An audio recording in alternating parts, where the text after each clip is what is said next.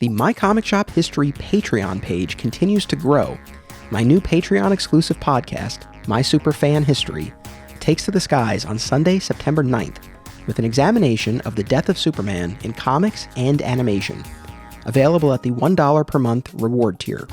Remember, your pledge not only gets you extra content, but it also enables me to continue to create this show. Thank you to everyone who has already pledged. And a big welcome to our newest VIP patrons, Brendan Howard, Josh Marowitz, and Tom O'Sullivan. This episode is brought to you in part by a family of film festivals. The Brightside Tavern Film Festival in Jersey City in March, the Point Lookout Film Festival on Long Island in April, and the Hang On to Your Shorts Film Festival in Asbury Park in May. Find them all on Film Freeway, Without a Box, Facebook, Twitter, and Instagram.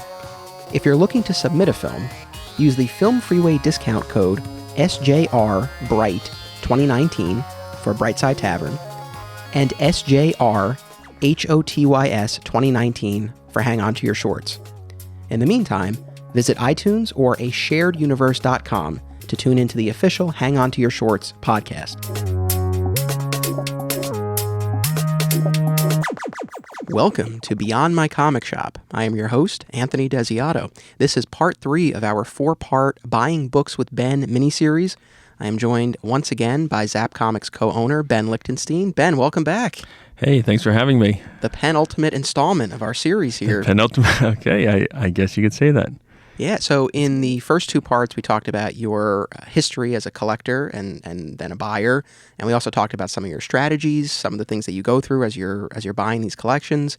And for parts 3 and 4, I really would love to get into some of the specific collections and deals you've done, and also talk about the travel component of this, because I think that's really interesting too. I got to tell you though, after we recorded last time, I spent some time here at your store at Zapp going through the sets that you guys put together. Oh, very cool. I love the sets, and I actually picked up the John Byrne Man of Steel miniseries. Oh, yeah. That was one of my favorite series. That was when I got back into comics after a little bit of a hiatus. I think I mentioned I had gotten off of comics a while, and then I got back into it at camp, and about the time I got back into it in the early 80s, that was when that series came out, and I thought it was excellent. Yeah, so there have obviously been numerous tellings of Superman's origin. My favorite, personally, is Birthright, the Mark Waid series. Sure, I know that, sure. But I am a fan of Man of Steel as well. I haven't owned the series in either single issues or trade in years. I think I had the trade a while back, and I got rid of it at some point. Mm-hmm. But I saw it here, $10. What a steal. Why not, right? You know what, sets are a great way to move a lot of stuff, and the thing I love the most about the sets, not just that I'm getting rid of turning over inventory, that's great, right? But the thing is, 99% of the people buying them are just readers, so it keeps them in the hobby. They're able to read a whole giant chunk of stories, usually really affordably. A lot of times it's under $1 a book, sometimes $1 a book, unless it's a really good miniseries. There's some good miniseries out there like Batman Dark Victory, which are quite collectible. But the sets have been, it's not just us, a lot of dealers are using the same method to move merchandise, and I really love to see when it's getting in the hands of readers and not just guys that are studying the speculator websites and just want to flip comics, and they have their place in the market, but I like seeing people reading comics because I believe it keeps them in the hobby. Yeah, I mean, I love them so much. And the fact that it's a complete run, and oftentimes, maybe not so much in the case of Man of Steel, although I actually don't know offhand if that trade is currently in print. But there are things that I've seen here that either maybe it's never been collected or the trades were put out, but they're not in print any longer. So, it could be a way to get your hands on something that you might not have the opportunity to even read otherwise. That is definitely true. There's a lot of trades that go out of print for varying reasons. Sometimes they're just, they're dead sellers and they're not worth it. And sometimes they go out of print for just, I remember there's times that Marvel is more guilty of this, but Marvel and DC would be out of really, evergreen perennial sellers. I couldn't understand it. But the nice thing with the sets is it's usually much cheaper than a trade. Even if you get it a trade on Amazon, it's cheaper, and you're getting a big chunk of reading, and you're not missing anything. And it's just a win-win for everyone. The only thing is, people don't have the thrill of the hunt in tracking down individual issues. You've done all the work for them. Well, what's funny? There is that, it's funny you said that. I was going to kind of mention that. It does take away some of the thrill of the hunt, filling in that, having your crumpled up piece of paper with those gaps in your back issues. But like I said, most of them are readers, which is, I really want as many readers as possible, because readers are going to, it's a healthier market when there's this people really love the market and not just flipping them for investment. And B, I want to sell to everyone. I want to sell to readers as well as the guys that are putting together a collection. Yeah. And just for listeners, so they know exactly what we're talking about. I know we mentioned a couple of miniseries that you have as sets, but there are larger sets in there as well. Like I think last time I was here, I saw Outsiders, the entire 60-issue series by Judd Winnick that came out a few years back. That was in there. The DC Spectre series with Hal Jordan, all 40 issues are in there. I see those right now. Yes. So, like really huge, like big chunks. Yes, something we've been doing more and more is exactly what you said with those. I used to be kind of a stickler. I wanted the complete set. So like that Outsiders, what was that, 30? Is that 36? I forget. It doesn't matter. Sometimes I'd want only the full set. But now what we're doing is we're doing those big sets, like you said, but now we're going further. Let's say we have a big run of Green Arrow. That's 1 to 137. But we don't have every one, but we have 1 to 60 or 1 to 80, and we'll put those together. Price them really cheap, because that's not a great back issue seller, but there's some great stories there. So we price them, usually under $1 a book, and they do great, and it makes everyone happy. So I did have a follow-up question from our last conversation. I spoke not too long ago with our mutual friend, New Jersey comic shop clerk Sean Hendricks. Oh, and my buddy. And he mentioned to me Patrick Milligan of Pegasus Comics. Oh, yeah. And according to Sean, Pat was sort of an Obi-Wan to you. Is that accurate? Is that fair to say? Well, my history with Pat Milligan, when I was collecting, when I got back into it heavily, early 80s, I was going to the Fred Greenberg local comic shows, and Pat was a really well-respected dealer, had a really good grasp of grading, and he tended to have higher grade stuff and really knew what he was doing, and really knew a lot about comics. So I definitely bought a lot of stuff from him. I don't have too many now. I think, when I started the stores, I purged most of my collection. I still, I think we talked about that. I kept a few long boxes. So I probably still have a few books that I bought from Pat Milligan in the 80s. But anyway, yeah, Pat was definitely an influence in the sense that he had very good knowledge, had a great eye for condition. And Pat also has a great collection. I've never seen it, but from what I've talked to him about, he has a great collection. And the nice thing is now I do the local Clifton Comic Show, and Pat is my neighbor there, and we chat, at every show. I see him at every show. We talk comics. So Pat's a great guy. Was it sort of active instruction that he was giving you, or was more just you kind of learned by observing him? No, we never actually had any active. I was pretty shy back then. I don't think I learned mostly from observing. I don't think I said too many words to him actually in the 80s besides, oh, hey, how much is that Thor 117 or, that Journey 117? And so he never actually, took me under his wing in that way, but I definitely learned a lot just by observing and buying from him. Are there any, like young buyers out there now who might look to you as an Obi-Wan? Like, do you find yourself doing any mentoring either directly or indirectly? Well, I'm always very willing to help new stores. So as long as I think I forget what we talked about this already. As long as the store is not right in my same town, like right in Wayne, where it's going to be a direct competitor and we're just going to cannibalize each other, as long as he's, at least maybe 7 or 8 miles away, I've always been very willing to talk to a new store, give them a lot. And, I don't want anything in return, just some friendly advice, because it's fun to talk about the business. It's kind of fun to teach someone. So, like, for example, there's a store in Montclair. He was one of my customers, Jeff Beck at Eastside Mags. Sure. Very nice guy. And Jeff bought from me from the age of probably 12 or so. And, he wanted to open a store. So I enjoyed giving him, some, what I think was some sage advice just from my years of experience. So there's been 1, 2, 3, 4. There's been at least 4 of my former customers that have opened stores that I know of. And I'm sure there's more. I just can't think of them. So I definitely enjoy, telling them the ropes. I usually caution them not to do it because it can be so difficult. And, occasionally we have people come in the store that say, this is great. I'm going to open a comic store. And I try and give them some words of advice, usually not to do it, to tell you the truth. Usually that it looks a lot easier than it is. I think a lot of people have a misconception that we just hang out here and, like, read comics and, like, have just like have fun all day. And it's really not, it's fun, but it's work. Yeah, absolutely. I think that's very much a misconception, especially you come into a store, you see the fun side of it, but you don't always know what goes on behind the scenes. Right. So Odo at Alternate Realities, similarly, he would try to dissuade people from opening their own store. Mm-hmm. I suspect you do it in a far more gentle way than he used to. Well, yeah, knowing him and knowing myself, yeah, I'm pretty. I don't think I have the same style as he does.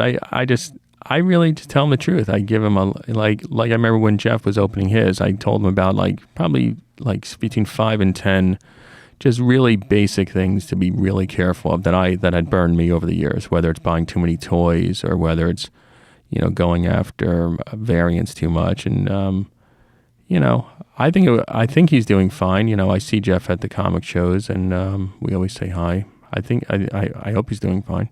Yeah, absolutely. I bring that up, and specifically this question of training the next generation of back issue buyers.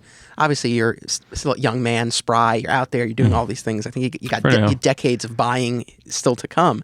But I just wonder if you've given any thought to sort of the Zapp legacy of buying comics. Is that anything that's kind of come into your head yet? I need to set something up so that when I'm no longer active doing this, that will carry on, or is that not really in the mindset yet? I'm probably not doing a good job of setting that up. What I will say is, I think certain people just naturally gravitate towards it, and those are the ones that can learn from watching me. For example, my employee Patrick has really learned a lot. He's in charge of buying our Pokemon, our Yu-Gi-Oh, and our Funko Pops, and he knows exactly how I want to do the buying, and he's done a great job. And that hasn't been. We didn't sit down and have a series of, meetings. Okay, this is how you do it. It's been purely osmosis. And then I always talk to him, okay, well, the reason that we're paying this for this collection is these are going to sit. These are going to move quick. This is a good customer. This person really needs the money. Sometimes that factors in, within reason because we're running a business. But if someone's really in a pinch, we're going to pay them a little more. And if someone's been supporting us all these years, there definitely goes to the top, where they're going to get the top range of our offering price. And I explained to them about store credit. We don't do a lot of store credit, but I like doing store credit. It helps everyone. They get a higher price, helps me. Right, yeah, you can offer more in store credit than you could in cash. Always, generally. Yeah. So, and then Corey's learned quite a bit about, Corey can buy plenty of collections on his own, up to a certain, age range. Once we get more into the vintage stuff, that's my forte. But Corey's learned from me over the years. And again, it wasn't just one specific, lesson. It's just watching me and say, okay, this is why I paid this. These are brittle. These aren't brittle. These have great eye appeal, Right. But yeah, just follow up on that. I mean, is that something that you've thought about? I want the Zapp buying legacy to be something that goes beyond me, beyond this generation. You know what? I haven't given it a lot of thought because things are changing so fast. I really like the fact that I've been doing this 25 years, and most people, you can't make everyone happy, but in general, most of my customers, I run into my customers everywhere I go on vacation. When I leave the country, I finally escape it, but everywhere I go, literally around the country, I almost always bump into one of my customers, without fail. Or if we're apple picking, or if we're in New York City, I literally bump into my customers almost everywhere. So one thing I am proud of is I would say 95% of them have a good feeling about the store and are actually excited to see me, and they have good memories. So I like that aspect as far as a legacy. As far as continuing the whole, things are changing so fast now. Even my own sons, I have two sons, they have no interest in this. They work for me part-time a little bit in the summer. They have no interest in comic books. I don't even know what's going to happen when my sons are teenagers, and in 10 years, I just don't know what to predict. It's funny. I mean, Steve went through / is going through a similar thing with his own son, who's in his 20s, and has kind of, I think, dabbled in the hobby a little bit, but has never really been into it. And it's something that Steve has talked about. He closed the store. He still has most of the merchandise. He's storing it in warehouse units. And he talks about the fact that like if he were to drop dead tomorrow, it's not like his son would necessarily come in and take it over and actually really do something with it the way Steve has been. So I know it's an interesting thing. It's so funny because like as a kid growing up, I mean the idea of like a comic shop was like so cool, and to like if Dad owned the store, like that would have been amazing. But I suppose if it doesn't grab you in that way, or maybe being around it so much, it doesn't that magic doesn't strike you in the same way. I think it's a combination of both factors. One is they just have to have a natural affinity for it. Like my kids when they were younger were really into Star Wars and Lord of the Rings, and I can't remember all the other nonsense like SpongeBob and all that stuff. Power Rangers? Or were they too young? They were too young for Power Rangers. They were right after Power Rangers. Okay. But and we but they just it didn't click with them. Like they enjoyed the Marvel movies, and but I used to read comic books to them. I remember reading plenty of trade paperbacks to them, and they were like, I'm good.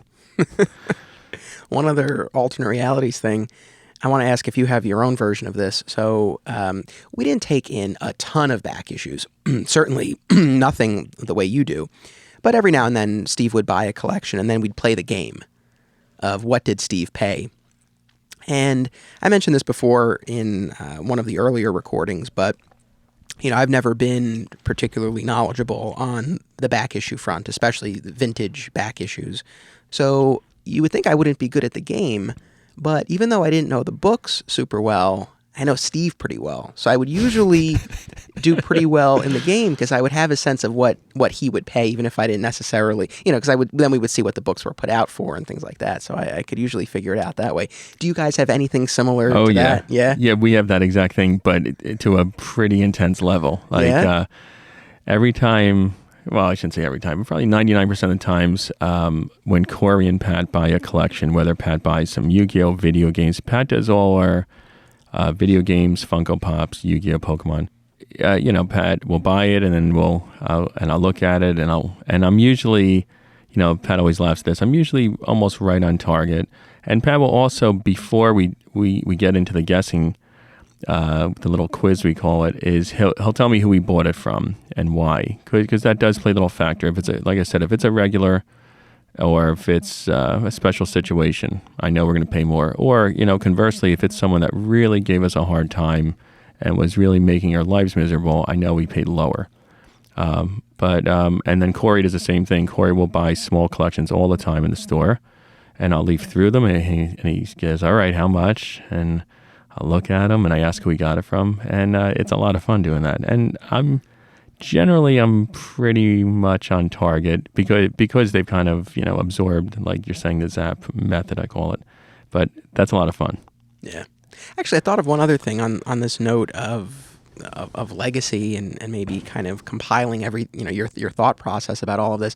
I mean, the reason we're doing these episodes is the first time I had you on the show, you mentioned your Diary of a Madman idea that you had, where you started taking notes on the deals that you've made over the years. And when we did that first recording, I was like, oh, that would make a great podcast. And, and here we are. Mm-hmm. So obviously, you had that idea. Is that ever anything you would want to revisit, like writing a book or an online guide or something that others could purchase or just get for free?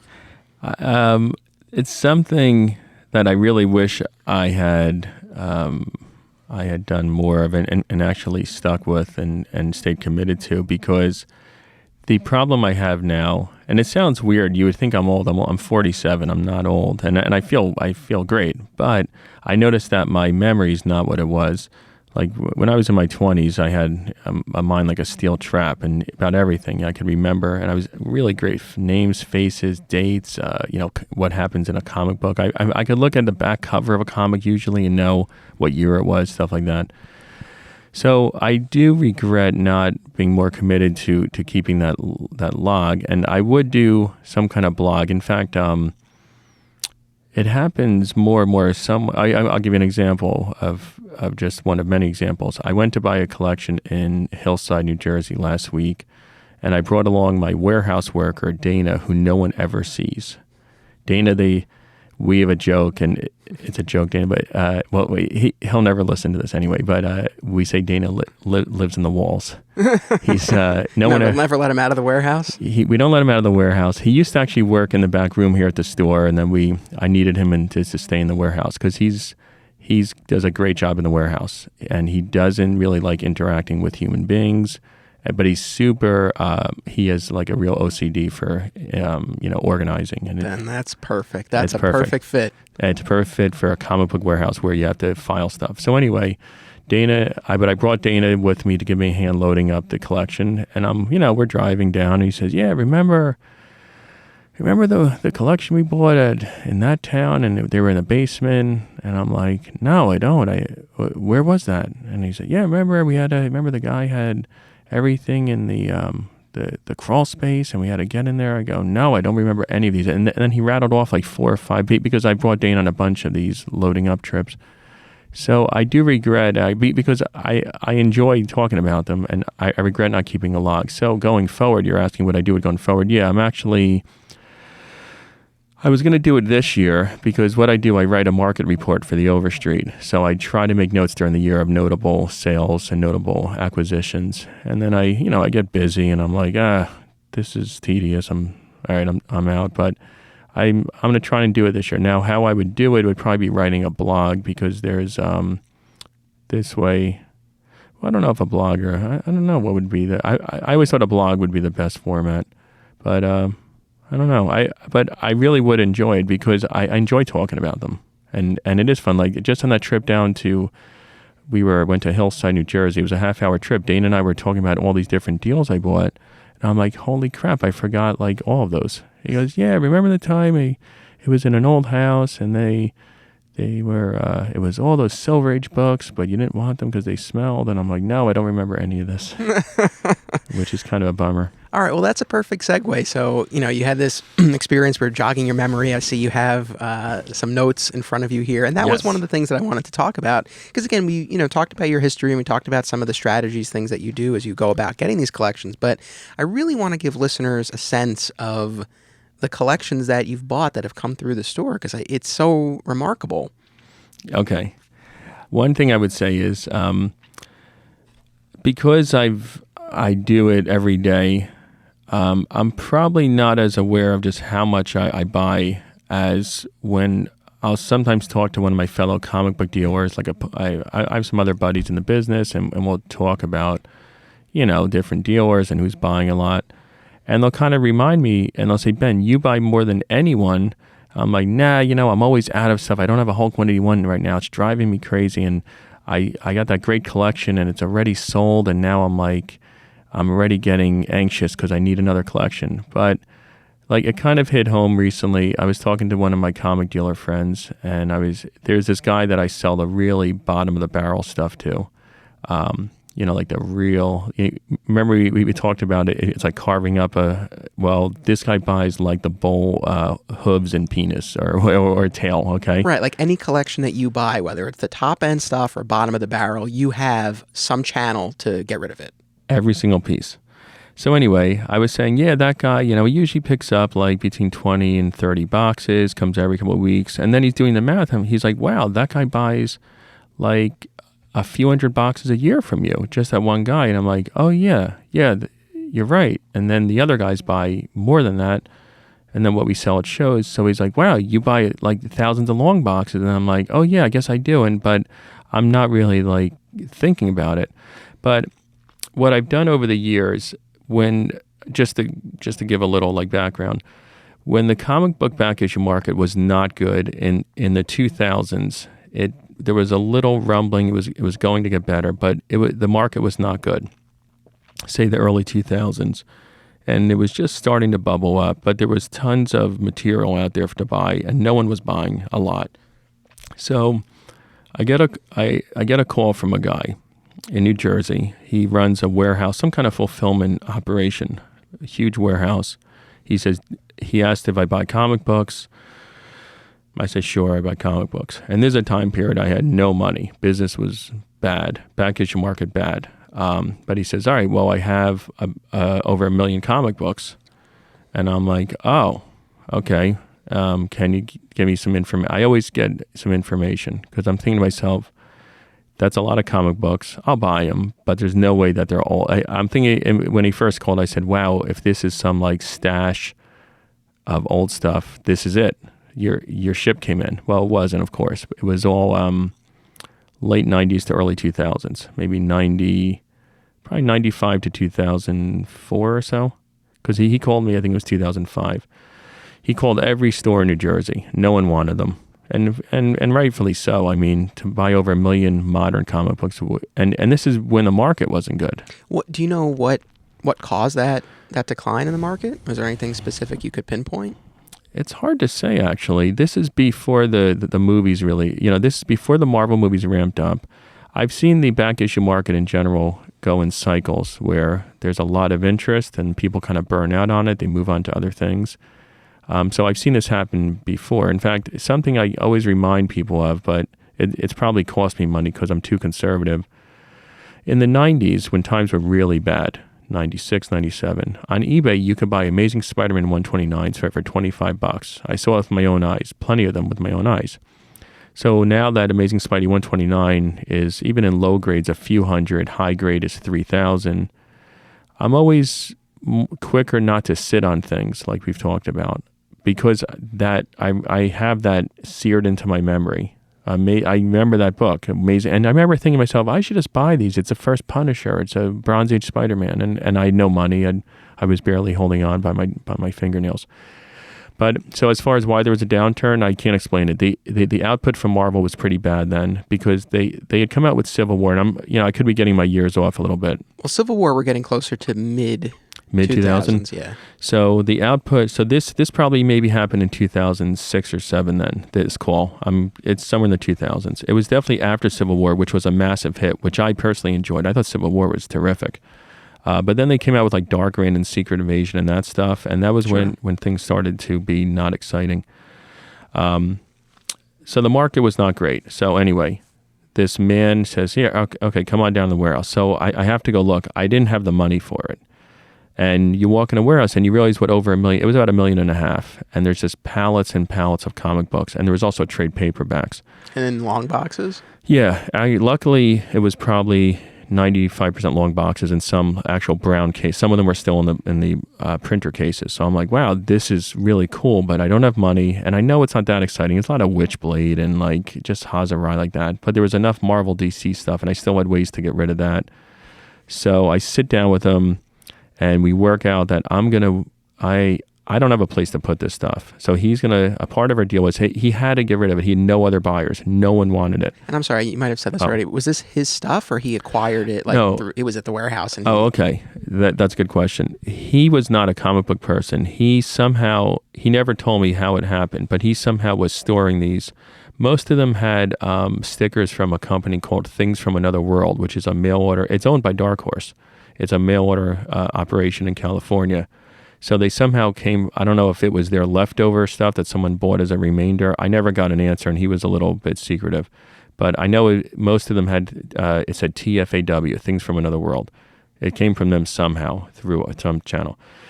So I start going through these. I sit down with him. The guy's kind of, he was a straight shooter, but he was a rough character, and he didn't really know anything about comic books, and he thought the whole thing was weird, and he had to get him out of there because he was selling his building. And so we had a time frame. He had 4 months to clear out his warehouse. So I worked out an arrangement with him where he would let me work in his warehouse, sorting them, and palletize them. We had to put them on pallets, and then I had the different buyers would organize their trucks to come pick up their stuff, and then I would keep. Now, obviously, everything's hindsight's 20/20, of course, but I wish I'd kept more of them. But a few of the things I found in there, which I did keep, which worked out. He had a couple cases of Invincible 1 by Kirkman. A couple of cases? Cases. The brown printer case. I don't know if it was 200 then. It might have been 150, but that was neat. Now back then they weren't worth much. They were like a $5 comic, but I was like, yeah, baby, this is cool. And then he had a case of Next Men 21 First Hellboy. And then on top of that, which I wish I'd kept more of, he had just thousands of Image trade paperbacks. Now most of those are pretty cruddy, like the Savage Dragon one is still horrendous, but some of them are actually out of print and pretty scarce, like the Crimson and Wildstorm. And so that was actually a lot of fun. So now I'm going to bring Dana back. Dana, who we discussed, who lives in the walls. Not really.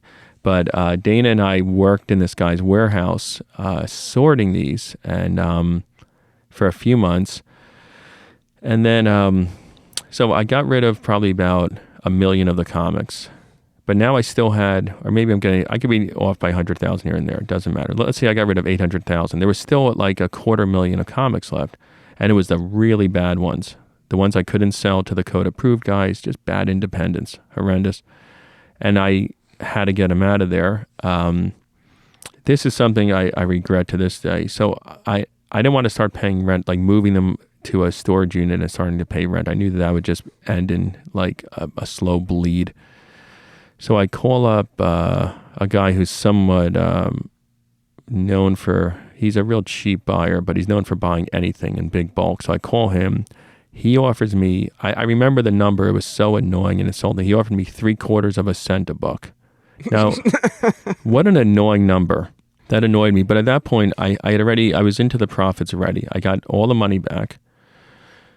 Took about a couple hundred boxes for myself, stuff I wanted. But at that point, I still had, 250,000, probably about 300,000 books that I didn't know what to do with. In hindsight, I should have kept them because I know there was a few things in there that have gotten good. And I didn't take 3/4 cent. That was an annoying number. I refused. But I did accept, I think I sold them for about 1.50. I think we worked out. And in hindsight, I shouldn't have done that. I should have stored them, let them age a bit. Some of them would have gotten good. And I would have gotten now, about $0.05 a book. And, these are good sized numbers. So that was an interesting one. It's so funny to me because you're talking about these staggering quantities of books and you're very nonchalant about it. But I would imagine people listening to this, whether you're a fan or a retailer, that must be mind blowing. The idea of just dealing in that number. It's amazing. Well, it is pretty amazing, and I will say I do enjoy this. I know I come off as nonchalant about it just because I buy so much stuff, and at times I am nonchalant about it because I buy so much. But it was really fun and exciting just pouring over pallets and pallets of comics. It started getting a little boring. Once I realized there wasn't going to be any massive score in there, it starts getting tedious. But it is fun. I mean, and printer cases of these things that fell off the truck, like on the way from the printer. I have a feeling they were their leftover inventory. Like even how it happens here at Zapp. Like if we buy one of those 1 in 1,000 variants, if you look in my warehouse now, I have printer cases of some books. Gotcha. Because we bought 1,000 or 2,000 copies. So I think that was the case. It was they just had extra inventory. They were buying big and they had leftovers. That was an interesting one. I would say a similar one to that, not as big, but one that kind of really took a little bit of a leap of faith was, and again, I don't remember what year it was, but it was when business was bad. There was this man in Long Island. He owned 3 stores in Long Island, and he folded up, and he had them in storage, and he had all his like fixtures, like showcases and wire racks. Those Hey Kids comics wire racks, Sure. Which are really cool. A lot of statues, toys. And he shopped it around really hard. I mean, he was trying hard to get this thing sold. And I think he was asking $50,000.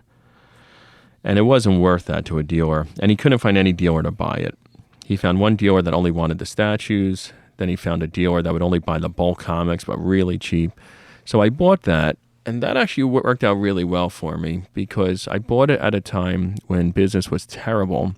And I got a good deal on it. It wasn't super... It was not 3/4 cent. It was, I paid probably, $25 a long box kind of thing and got those fixtures. But that one actually worked out great. That was, I think, about 400 long boxes and plus like thousands of toys. Oh yeah, there was a lot of toys, action figures, that one I did a pretty, I have to pat myself on the back. I really milked that one out well. Like I didn't just flip it all, and it was actually almost a blessing in disguise because the market was so bad I couldn't flip a lot of it. So I kind of put it away and I let it age. Like there's a saying one of my friends says, you let it age like a fine wine, like if something's not good now, you would just put it away and it'll age. So that one, I'm still selling stuff out of that collection. That was probably in the 2000s, probably like 15 years ago, maybe like 12 to 15 years ago, and I'm still selling merchandise out of that collection. Wow. I mean, I would imagine that must be at times a difficult balance to strike between turning something over quickly versus, holding on to it. And if you hold on to it, I mean, then you're trying to predict, how the value will change over time, trying to predict those trends. I mean, it must be quite a balancing act. It is definitely a balancing act because I tend to want to turn stuff over. I know, we've talked about it. I know. Yeah. So I have to balance between turning it over and that's how in my opinion, that's how most businesses should run. You keep turning them over and you put the money into the next thing, keep turning. But at the same time, that's not the way to go on some, and that's a balancing act, because on some products, if I try and turn them over now, I'm selling at the worst time where there's no one wants it. I'm going to get salvage value. And those, I'm like, you know what? I'm going to get so little money for these anyway. I'm just going to put them away. And like I said, let them age a bit. Like, I bought, I'll tell you another pretty large amount, which was, I think 2 years ago. There was a man that was running a charity. It was actually a great idea. He ran a charity for hospice, and he would organize, and people would donate their comic collections. It was going to a good cause. And then he would have these big kind of warehouse sales, and all the proceeds went to hospice, which was a great idea.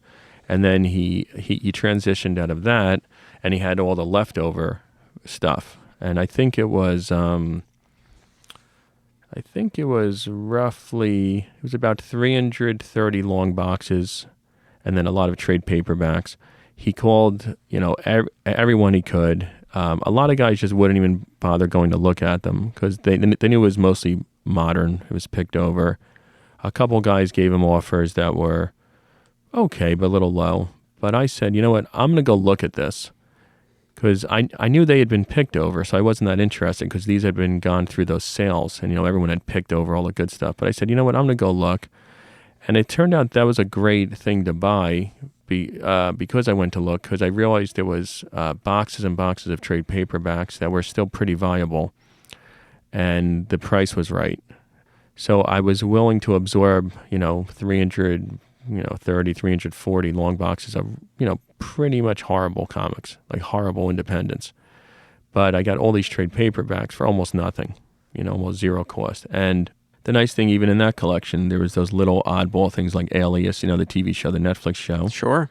There was a bunch of Alias in there which weren't good, which had just maybe started to gain value, and like Preacher, which took off the TV show. Because there was a lot of Vertigo in there. So that was a good little buy, and that was all on pallets, and we had to make room in the warehouse and wheel in all these pallets. But I really, as I've gotten older, moving stuff around on pallets is just great. Because, when I was younger, I'd just be like humping boxes, and I'd always carry 2 long boxes at a time because I was big and I was young. And now I don't want to do that anymore. Just a couple follow-up questions. So, again, I mean, when we're talking hundreds of long boxes and, tens of thousands of dollars that you're paying for these things, I mean, how are you paying for these? Are you bringing cash for the smaller ones, paying by check? Like, what forms of payment do people accept? Right now, most people, it's 2018. People just don't use cash like they used to. So in the 90s, I would almost exclusively do cash, and it was kind of a pain because, we had to keep some track of our accounting, and but a lot of people only wanted cash. That was actually partly because they just didn't trust the check, and also partly because they wanted to hide the money from their wife or hide the money from a divorce lawyer, and there's all kinds of reasons. But we have to keep track of that for our accounting. We're running a real business. Now it's almost exclusively check, and sometimes when it's a large amount, they want certified checks. So I have to go to the bank, get certified checks made out to their name, cashier's checks. I guess they're called cashier's checks. I did one last year in Detroit, and he wanted certified checks. And then a lot of people will, more and more people will accept my check, and that's how I prefer to pay because it keeps my accounting simple. Yeah. And I'm really well established. They know my checks are good. So I would say probably 80 to 90% of my deals I'm paying with a company check, and people accept it. But then you have that 10 to 20% where they're kind of leery about checks, or they specifically only want cash. And if they want cash, I make cash available, and I just have to keep track of it. But I have paid for some pretty large deals in cash, like $100,000, $50,000 to $100,000 in cash. But I prefer not to. I mean, I can understand why. It's somewhat nerve-wracking walking around with that much money. Yeah, it's definitely something. Well, I told you in previous podcasts that I would bring my buddy. Yeah. And he'd be armed. If I had a strange feeling about something and it was only cash, I would bring him along. And sometimes, if it was someone that I knew or just I was comfortable, I would just bring the cash. But overall, I'm very careful. And I have to say, unless I'm forgetting something, I've never had a problem. Yeah, no, I've never had a problem where I brought cash and I was either held up or there was a problem where they said they didn't get the money. And also, whenever I pay cash, I have to get a receipt from them. They sign, and I have them. I print out a little thing for both of our records that they got the money, we're paid in full. These are mine. I also, and again, I've never been called on it. I don't know how much. For example, let's say someone stole the comics. It's rare that it happens, and it's never happened with a large amount of money. But I always have them sign something that they are theirs to sell. There's no liens against them, and something like that, just to help. And again, will that really protect me? I don't know, but I do it. Well, it's smart to take that step. Another follow-up, we were talking about the warehouse and Dana, who lives in the walls. When did you get this warehouse? And is it a units, or is it an actual freestanding warehouse? Okay. I've always had warehouses, and I always wanted to buy my own building. And I actually made a serious effort. I had a realtor working with a realtor, and he showed me things. This is about 4 years ago. And everything I looked at was either not in a good location, it was in horrible condition. And so I kind of had to abandon my dream of owning my own building, because something to know about North Jersey, it's very expensive, and the property taxes are ridiculously high. So I decided to sacrifice actually owning the building, which I really wanted to do. It's a very wise investment, and it's very smart. I know Chuck Rosansky from Mile High owns this building, and it's really been the right move. I just could never find anything that was convenient to me and in good condition. So we moved out from one little warehouse. Now we have a large warehouse. It's right down the street. It couldn't be more convenient. It's literally down the street, and it's beautiful. And the landlord, he maintains it beautifully. Anything that goes wrong, they fix it that day, and it's clean. So it's about 6,000 square feet, very high ceilings, which was a requirement too. Because we store stuff I think it's 28-foot ceilings. So we got to store all the, I save everything like for packing material and boxes. And sometimes I do these big buys of like clearance toys, and those go up high on the pallet racks. So is it a unit though, and there are other units, or that's the entire thing? No, it's one unit it's a group of, I think, 6 different warehouse. I don't know. I think it's 6 or 7 units. It's right down the street. Cool. And I really wish I'd bought something, but it was not in the cards, and I couldn't sacrifice driving to like a cruddy neighborhood and also dealing with a lot of repair issues and problems. I decided the value was there, and the amount of time I save, time is money. I really value my time very highly, and it's literally down the street. It's a mile away. So it's, if a customer comes in here, we got to grab something. We say sit tight, and I run over and grab it, and I stop there on the way home or on the way in. It's just great. Cool. All right. Well, let's jump back then to our next collection. Well, I've bought I wish I'd kept better records, like that Diary of a Madman, so I had better dates and stuff. But starting about 2011 or 2012, I really got super aggressive about buying collections. The market was picking up. Sales in the store kept getting better and better. No, we had talked about that previously. That was around the time of New 52 from Exactly. DC, which you said was very good for you. That was like, I really view that DC New 52 as kind of the inflection point where things just rocketed. And so I not only was the market for back issues growing, but now I had some extra cash. I wasn't as afraid to start like really putting cash to work and really, because sales were good at the store. During those leaner years, did you find that the money you had made and saved from previous back issue sales was able to kind of keep you going where you might have otherwise struggled? Yeah, during the lean years, and lean's the right word, especially in I've had 3 periods of time where I thought I might close up, where it was really bad, and I was had major anxiety, and I was like, wow, I think I'm just going to be, and this is a weird, I don't know, I may have brought this up already. I remember one time I was like literally like, well, there was other stuff going on in my life, but business was really bad. I think it was right after 9/11. It was right around 9/11. And I said, I think I'm just going to be an insurance claims adjuster. I don't even know why that came in my head. I knew someone who did that, and he would drive around all day, and it looked fairly easy. And I didn't want to go back to school. And I'm like, you know what? I can't take this anymore. I'm stressed out, massive stress. So during the lean years, I just had to scrimp and save, and I'd have to, well, I've gone over this already, hold on to my checks for 4 weeks. I couldn't deposit my paychecks, and that, and luckily, my wife has been extremely understanding, and she's not materialistic at all, and she would just, have my back on that, because I could see if you're married to the wrong person, who's someone who's not understanding, it could be just another layer of stress. So during the lean years, I either just really scraped by, or I would usually find some other line of merchandise, whether it was Yu-Gi-Oh, Magic the Gathering. I think I went over in another podcast, I was shipping stuff overseas like crazy during the bad times in the 90s. And that's what saved me. I was sending Spawn toys, like pallets of Spawn toys over to Japan, like all the time. Really weird. And that's what saved me.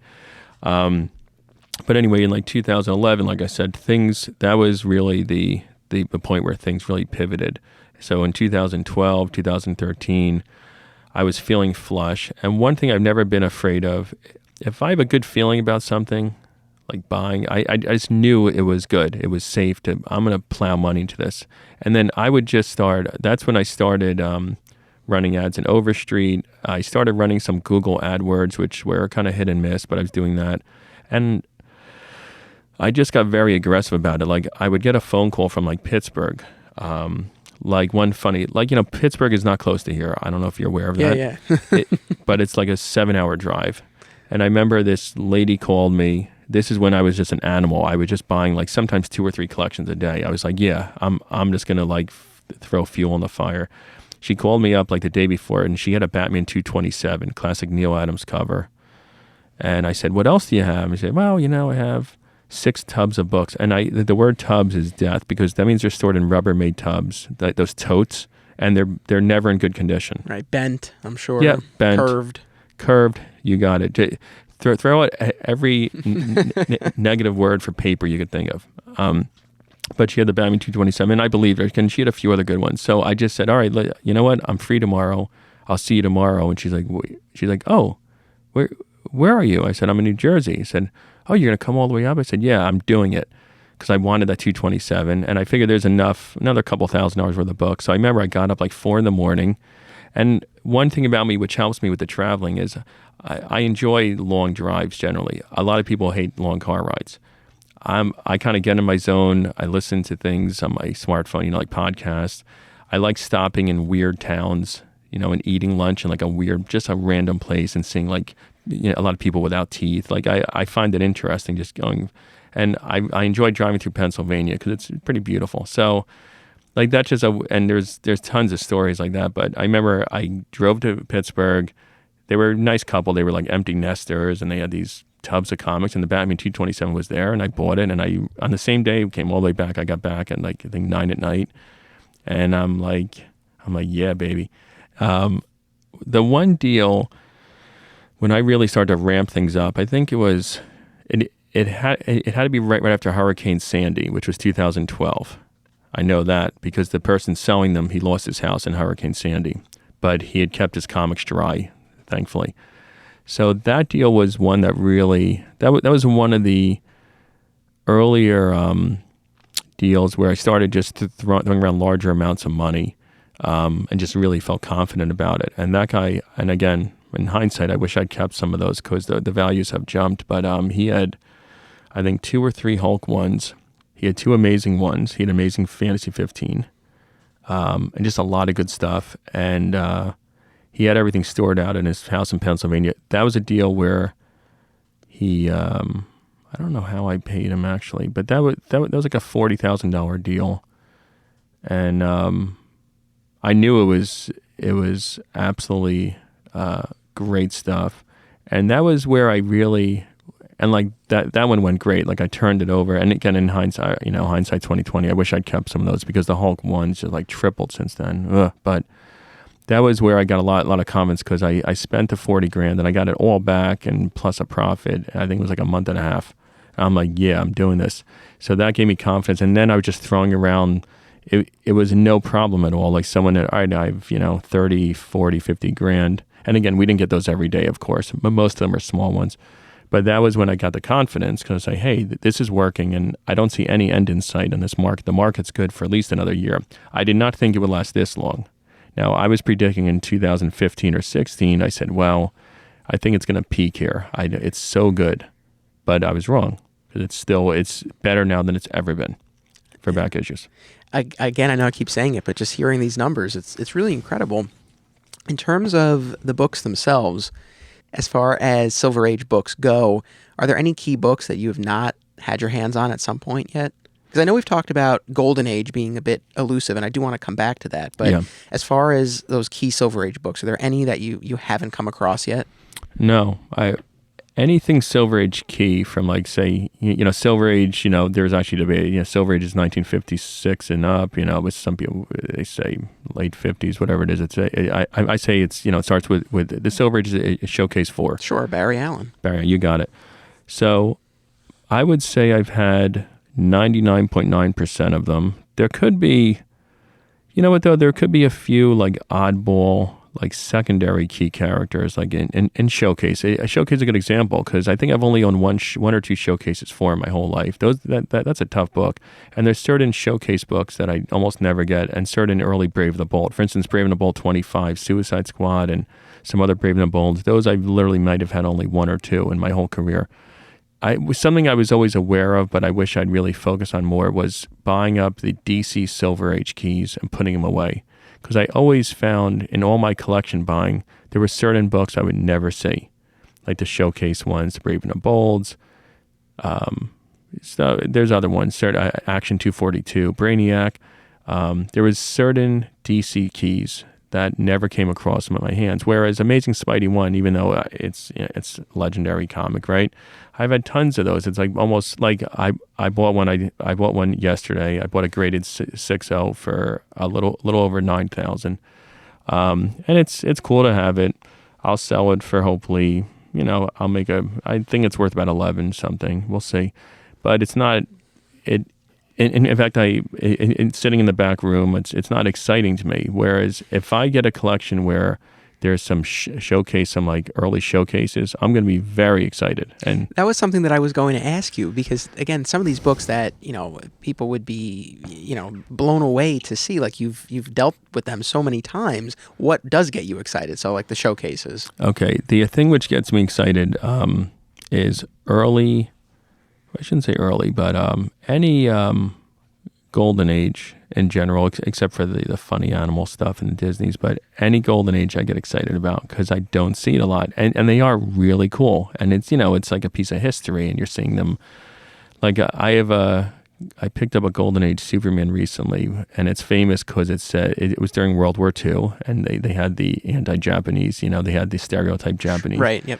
It's a famous cover, which is a beautiful cover. I think it's Superman pushing like a steam train engine, but in the corner it says something about it says "slap a Jap," which is a very if you're a Golden Age collector, you know that cover. It says "slap a Jap," and obviously it's racist and wrong, and we recognize that.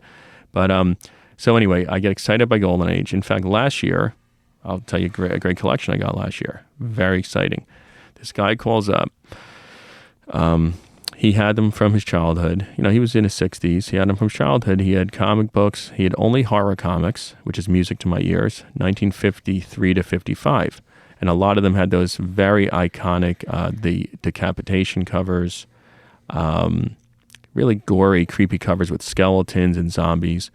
That was, and it's all pre-code horror, pre-code meaning before Comics Code Authority had the seal on it. And that was a great collection. I was thrilled to get those. First of all, most of them I've never owned, and some of them go for huge money because the guys that are really into Golden Age, they know the rarity on some of these books. They go for multiples of Overstreet. So some of the books that go in Overstreet, say for $500, they go for $3,000, $5,000. So when we made a video of that, I started getting calls from all over the country. Major dealers and collectors. Oh, I need that Dark Mystery 19 for my collection. I'm like, no, you don't want it for your collection.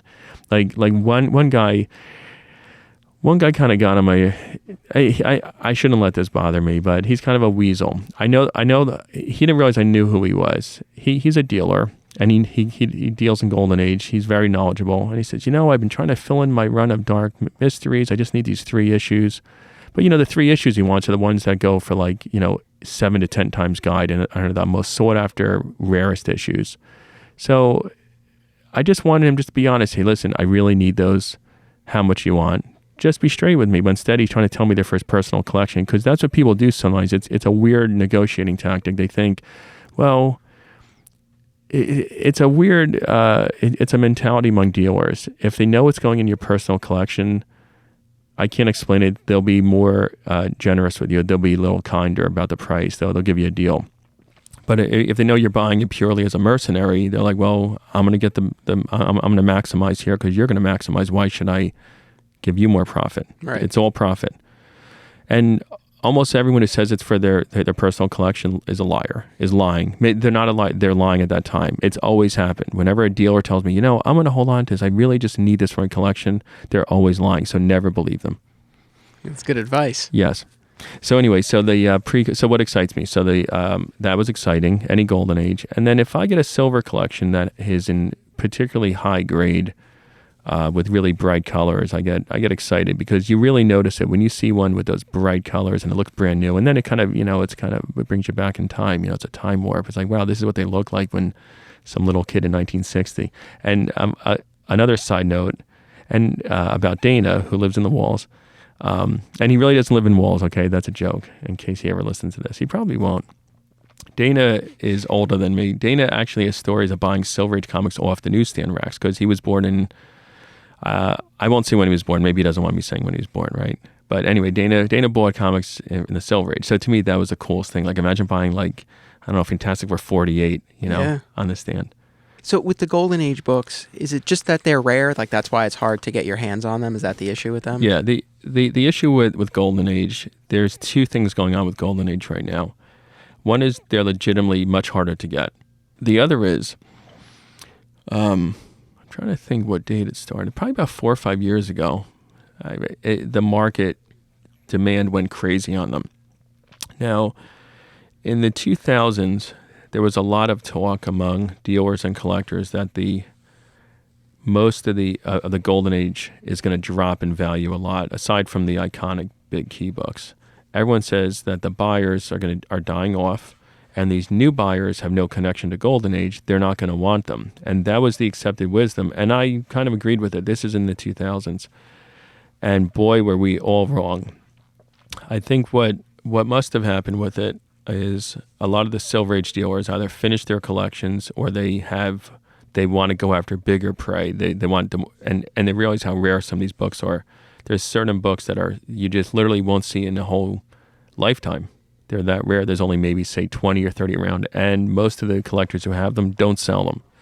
So there's this huge demand, limited supply, and away you go. If you have a hard time getting your hands on them with your network and resources, then I'm sure anyone else would be in that position as well. Yeah, they're definitely. There are guys who really specialize in it, and they know it better than I do, who really know the market. And those guys are always having a tough time acquiring stuff. And in fact, there's certain dealers that do almost exclusively Golden Age, and they'll, if I see them, they always ask me, "Have you got anything? You got anything?" Because they have a hard time finding it. So I buy tons and tons of comics, tons of bronze. I mean, just constantly Bronze Age, and silver also I get easily, but I wish I could get Golden Age. It's so sad. One thing that I was curious about when you show up to buy these collections, how often, if at all, do you run into the situation where your initial assessment after speaking with the seller and maybe taking like just a cursory look through the things, do you find that like there's some treasure within, like your initial assessment was off and there's really something to be, or the other way around too, I guess? Well, it's always a lot of fun when you get a pleasant surprise, right? It doesn't happen too often because I usually look at it pretty closely. But the best times where I've gotten a surprise is when there was a pocket of comics in the collection that I didn't have knowledge about, and I was just made a guess on the fly, and I don't want to make the wrong guess, so I guess low on the fly. So the best time is one of my friends. Many years ago, he owned a comic shop. He says he always got the best deals when he didn't know what he was looking at, because the point is when you know the value of it, you're going to give away, unless you're really shrewd and really good at hiding your emotions.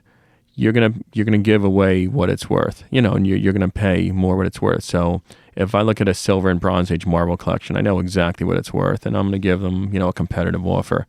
But if I look at an oddball, let's say someone has a bunch of oddball Golden Age books, a lot of it I really don't have instant knowledge of in my head, and if I have to make a quick guess, I'm gonna play it safe, right? So it happened recently. Last year, there was multiple bidders on a collection in Massachusetts. I bid against I think 5 or 6 other guys, and I paid very aggressively, and the seller was very happy.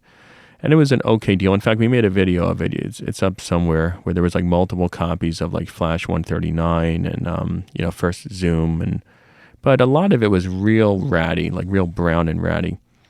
But the little surprise I got, I paid him more than anyone else. I beat everyone else by a few $1,000s. So I knew he got a very fair price, very competitive offer. But the nice thing was he had some timely good girl books. Now these are comics, say like Patsy and Hetty. Now I knew there was some demand for those, but I didn't know the value at all. But I knew there was value there, so I had that kind of in the back of my mind.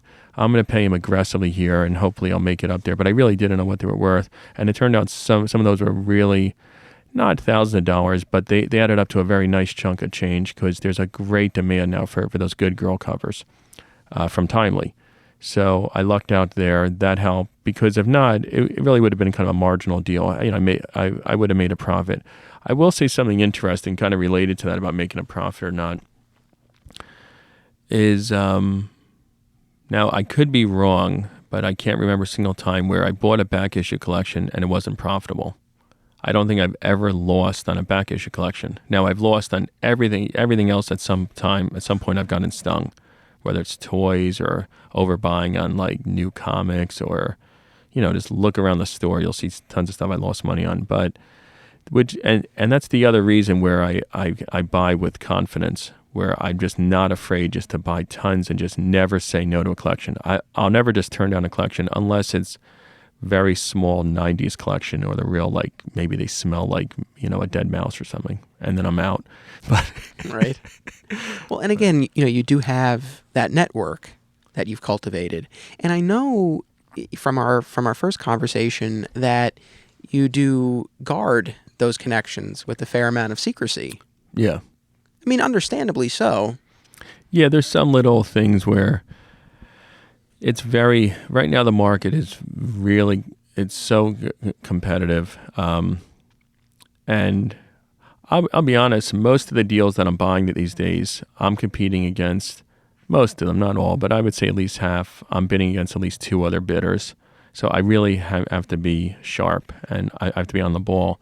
And a few of those sources that I have, well, not sources, but those outlets I have, a few of those outlets give me an edge when I'm buying like a massive collection that has a lot of modern stuff. The bigger dealers just don't want to be bothered with that modern stuff, so they have to dump it to someone else. But I have a way to get a better price on it generally, so that gives me an edge. So let's say, here's a great example. Let's say there's a guy has a collection from 1960s to 2015.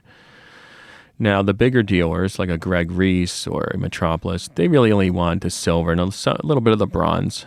So let's say there's $100,000 worth of that stuff.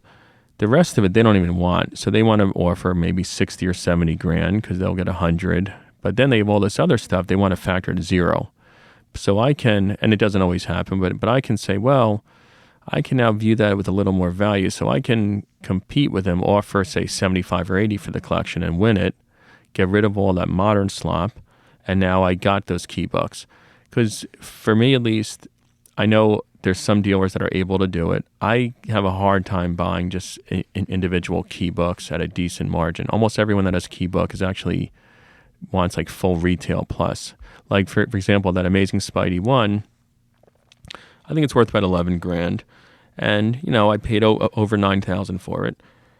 So I'll make a profit on it, but for me to get that at a better margin, I would have had to find someone that's selling their whole Amazing Spidey run. Right. Yeah, that was actually something that I was curious about when you are dealing with these key high-end books. How often you're buying the single book versus buying it as part of a collection. And my understanding is that the latter is far more common. Yeah. Most of the keys I get, I'd say probably I don't know, 85, 90% of the keys I have, like Hulk 181s or Amazing 15. Yeah, what are some of these, just for our listeners? Again, most of them I suspect are comic fans, and they probably have these in their head already. But in case maybe they're newer readers, they're not as familiar, or if they're not as into comics, like what are some other key books when we keep saying keys that you're talking about? Like when we're saying keys, we're talking about usually a first appearance or a number one of a major character. So you have the hottest key of all right now is Hulk 181, first appearance of Wolverine. So that is probably the most in-demand comic book, hands down, across America. It's been that way for like 5 years. Now, for me to buy it it's very hard for me to buy that buy it alone, just buy it from someone, because almost every time that a buyer has it alone, he knows exactly what it's worth. He usually overgraded it, so he wants 1,000 for it, and I know I can only sell it for 1,000, and there's no room to make money. So I'm able to pick up Hulk 181s generally when they're part of a much larger collection. So I'm bringing the value of they're offloading their whole collection, and that's how I'm going to get my hands on Hulk 181, because I'll get rid of all the common stuff. So keys like that, like Amazing Spider-Man 1, Fantastic Four 1, Daredevil 1, Showcase 4 with the Flash, really hard to get. Another one that's really tough to get in any, just, there's a zillion I can name, but like, Brave and Bold 28, it's the first Justice League of America. And that, the movie didn't do that great, I guess, but still it really rocketed. But, the bottom line is, like, I just picked up 2 copies of Hulk 181 in the past 2 weeks. And both of them, I had to buy an entire other collection, the entire collections. In both cases, that was how I acquired them. So I'm going to make okay money on the collection, but now I got the Hulk 181 at a decent profit margin. So I'm going to do the work of getting rid of a lot of those, more common books. And if I tried to buy Hulk 181s by themselves, occasionally I'll get lucky. A customer will have it, and he says, all right, it's time to liquidate it, and I'll give him 80% of the value. But usually I have to do it in a collection. Yeah, your ability to sell all of those pieces of the collection really does give a competitive edge. That makes a lot of sense. Yeah, it does, because if I didn't do that and I was just having to run around, like there's many, many dealers I know, and at every show you see them, they get in early and they're running around the room trying to find the guys that have mispriced the key or that they can negotiate with, and they could buy them by the piece.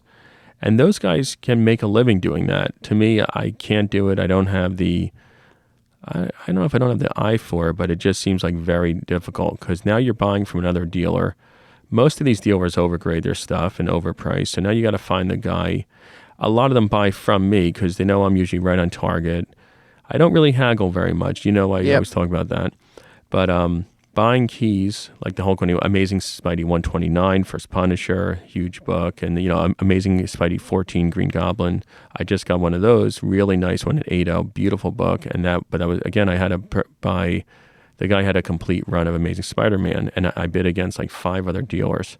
I probably overpaid for that. I'll still make a profit, but I probably overpaid for that because the guy had a complete run of Amazing Spider-Man. That's amazing. Yeah. Well, no really, pun intended. That's the funny thing was, in that same week, another guy randomly called me from Brooklyn, had Amazing Spidey. What do you have? 4 and up. So in the same week, I got almost complete runs of Amazing Spideys, which was great, and I sold a lot of them. I mean, I can't imagine what it would be like just to see them all lined up like that. I really even though like we talked about that, I'm nonchalant about this, I still enjoy looking at a run of Amazing Spider-Man. They have beautiful covers. I mean, they're so cool. Do you get excited as a fan to see that? Or is it more like, I'm excited because I know what I can do with this from a business perspective? Or both, I guess. Well, it's both. The number one thing is really just, I really hope that I didn't overpay, and now I got to like check these for restoration, but I know like I'm going to make a lot of customers happy. Like for example, Amazing Spider-Man 3, First Dr. Octopus, that's on everyone's want list. That's like that and Fantastic Four number 4 in my experience are some of the toughest books to get now, and everyone wants them. I don't know if they're scarcer or just I can't explain why. So when I see an Amazing Spider-Man 3 in a collection, I get particularly excited because I have a list of people that want it, and now I can choose who gets it. And it's always kind of, you want to take care of your loyal customers. But it is beautiful when I'm seeing like a run of Amazing Spider-Mans with those Steve Ditko covers, and then the John Romita covers. Some of those are beautiful.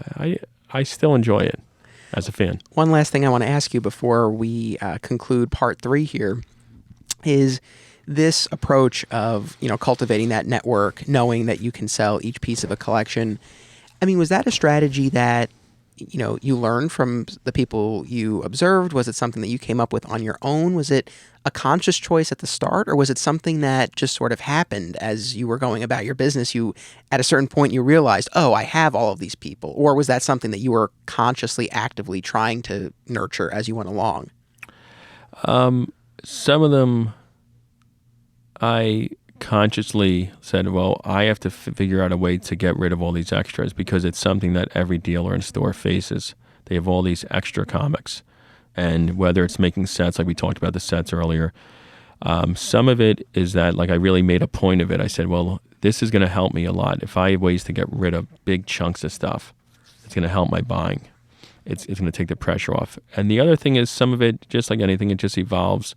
You meet this guy, you talk to someone, hey, I sell all my independents to this guy. This guy, will buy a lot of these. And then, so some of it you just, through just a normal evolution. But it was definitely, even years ago, like when I first opened up in 1993, I was pretty aware that I had to find ways to get rid of stuff, like in big chunks of stuff and not just sit on it because I was pretty aware of how fast things would add up because I had already been dealing even when I was a teenager, and I saw how you start getting stuck with inventory. Like I know we've rehashed this.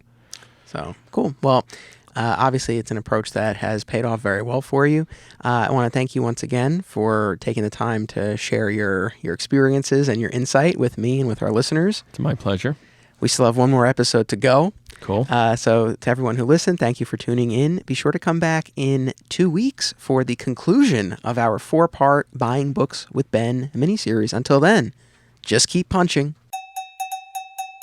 Buying Books with Ben concludes in 2 weeks. However, you don't have to wait 2 weeks for more fresh Flat Squirrel content.